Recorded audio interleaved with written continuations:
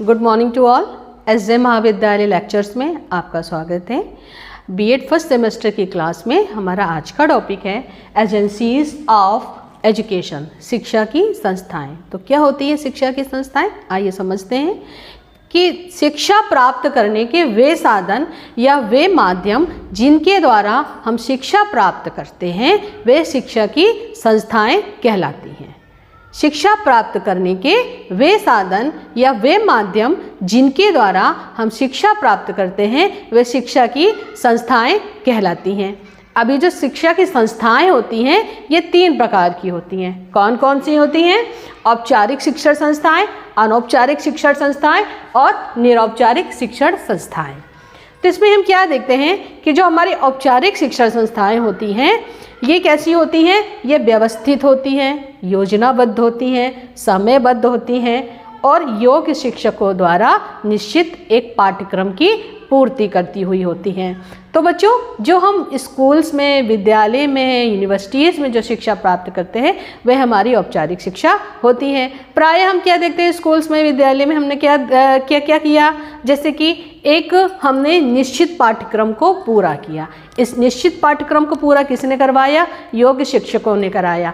इसके लिए हमने क्या किया? इसके लिए हमने प्रवेश लिया और प्रवेश के बाद हम विद्यालय आए। अब विद्यालय हमको कैसे आना है? प्रॉपर अनुशासन में आना है, प्रॉपर एक ड्रेस कोड में आना है और प्रॉपर हमारे पीरियड्स लगेंगे, टाइम टेबल हमारा निर्धारित होगा, हमारा इंटरवल निर्धारित होगा, समय से हमारे विभिन्न विषयों को हमको ज्ञान दिया जाएगा, विभिन्न को करिकुलर एक्टिविटीज़ कराई जाएंगी जिसके अंतर्गत हम शिक्षा ग्रहण करते हैं। अंत में क्या होता है कि हमको एग्ज़ाम्स देना होता है और उसका हमें प्रतिफल प्राप्त होता है जिसके द्वारा हम आगे की कक्षाओं में प्रवेश करते हैं। और बीच में क्या होता है कि हमारे समय पर मूल्यांकन हेतु हमारे टेस्ट होते रहते हैं। तो हर चीज़ क्या देखा हमने?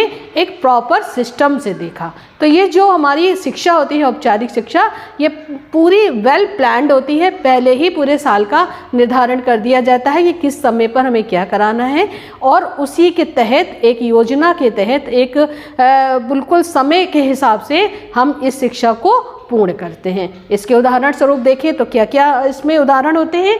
विद्यालय होते हैं, कॉलेज होते हैं और विश्वविद्यालय होते हैं। विद्यालय और कॉलेज में हम क्या करते हैं? विभिन्न विषयों का ज्ञान प्राप्त करते हैं, विभिन्न प्रकार की एक्टिविटीज़ को हम करते हैं और विभिन्न प्रकार की प्रतियोगिताओं को करते हैं। और विश्वविद्यालय में क्या करते हैं? हम उच्च शिक्षा की ग्रहण करते हैं, उच्च शिक्षा ग्रहण करते हैं और प्रोफेशनल कोर्सेज करते हैं, रिसर्च वर्क करते हैं। वह सब कैसे चलता है? वह सब एक समयबद्ध और योजनाबद्ध पीरियड के तहत चलता है। तो बच्चों, ये होती है हमारी औपचारिक शिक्षा जो पूर्णतः योजनाबद्ध होती है, वेल प्लान्ड होती है, टाइम टेबल के हिसाब से होती है। हर एक चीज़ इसमें निश्चित होती है। निश्चित समय के अंतर्गत हम जो कार्य करते हैं वे हमारी औपचारिक शिक्षण संस्थाएं कहलाती हैं।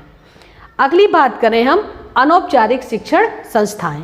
तो अनौपचारिक शिक्षण संस्थाएं क्या होती हैं? ये बहुत ही लचीली होती हैं।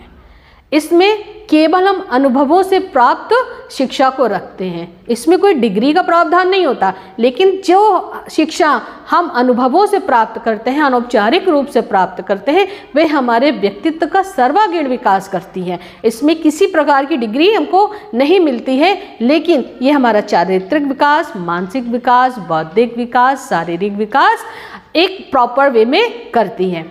अब इसके उदाहरण देखें कि अनौपचारिक शिक्षा संस्थाएं हम कहाँ से प्राप्त कर सकते हैं अनौपचारिक शिक्षाएं। तो देखेंगे हम घर से, परिवार से, समाज से, मित्र से, धार्मिक स्थलों से, मीडिया से और अन्य जगहों से। ठीक है।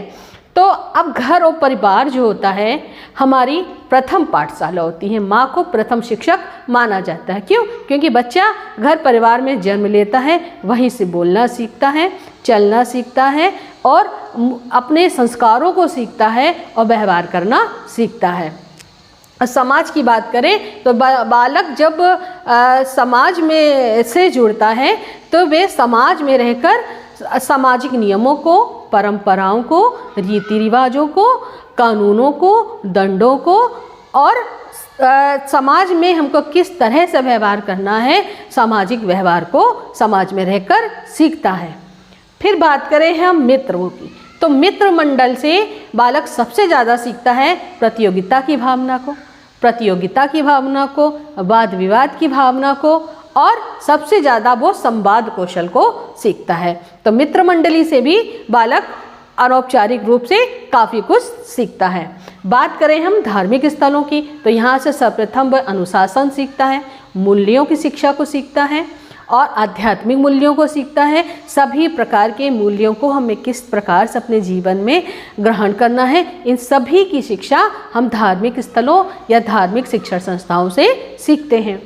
अब बात आती है मीडिया की, तो मीडिया क्या है? मीडिया है रेडियो हो गया, टेलीविज़न हो गया, इंटरनेट हो गया, समाचार पुस्तक हो गई, अखबार हो गया। तो इन सभी जगहों से हम क्या अनौपचारिक शिक्षा प्राप्त करते हैं। सर्वाधिक जानकारी आजकल हम सोशल मीडिया से ही तो प्राप्त कर रहे हैं। तो ये जो है अनौपचारिक शिक्षण संस्थाएं, ये हमारे जीवन में सबसे उपयोगी होती है, क्योंकि हमारे जीवन का सर्वांगीण विकास जो है वह अनौपचारिक शिक्षा से ही प्राप्त होता है, अनुभवों से प्राप्त होता है। इसमें कोई डिग्री नहीं होती, फिर भी ये हमारे जीवन को सर्वांगीण विकास विकसित करने में हम सहायता प्रदान करती हैं। अब बात करें हम निरौपचारिक शिक्षण संस्थानों की, तो निरौपचारिक शिक्षण संस्थानों में हम देखते हैं ये वेल प्लान होता है, लेकिन ये बहुत ही ज़्यादा फ्लेक्सिबल होती है। इसमें भी एक निश्चित पाठ्यक्रम होता है, लेकिन इसमें औपचारिक शिक्षण संस्थानों की तरह सख्ती नहीं होती है। यह फ्लेक्सिबल होती है, प्रायः उन्हीं लोगों के लिए होती है जो किसी कारणवश औपचारिक शिक्षा को ग्रहण नहीं कर पाए, विद्यालय नहीं जा पाए, स्कूल नहीं जा पाए, कॉलेज नहीं जा पाए।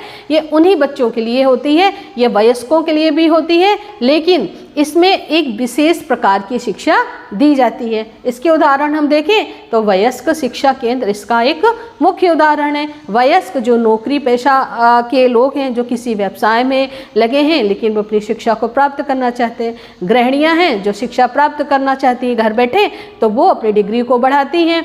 ऐसे दूर दराज के लोग हैं, गांव के इलाके के विद्यार्थी हैं जिन्होंने कभी स्कूल का मुंह नहीं देखा, लेकिन वो एक किसी विशेष कार्यक्रम को विशेष उद्देश्य से इस कार्यक्रम से जुड़ते हैं वयस्क शिक्षा केंद्र से और अपनी शिक्षा को प्राप्त करते हैं।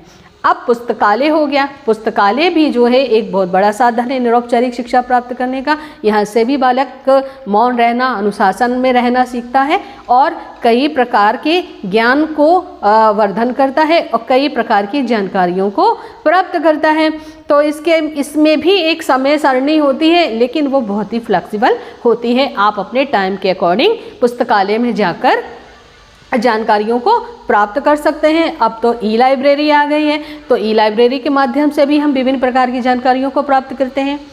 अब बात आती है प्रशिक्षण शिविर की, तो प्रशिक्षण शिविर जो होता है ये किसी विशेष उद्देश्य, विशेष कार्यक्रम के लिए होता है। यहाँ पर हम किसी कौशल को विकसित करते हैं, जैसे एनसीसी को ले लें, स्काउट को ले लें, गाइड को ले लें, एनएसएस को ले लें। तो इसमें क्या होता है, हम एक विशेष प्रकार के कौशल को प्राप्त करते हैं और उसको अपने जीवन में आगे बढ़ाते हैं। तो बच्चों ये था हमारा शिक्षा की संस्थाएं, जिसमें हमने देखा औपचारिक शिक्षण संस्थाएं, अनौपचारिक शिक्षण संस्थाएं और निरौपचारिक शिक्षण संस्थाएं। औपचारिक शिक्षण क्या है कि व्यवस्थित, योजनाबद्ध, समयबद्ध और योग्य शिक्षकों द्वारा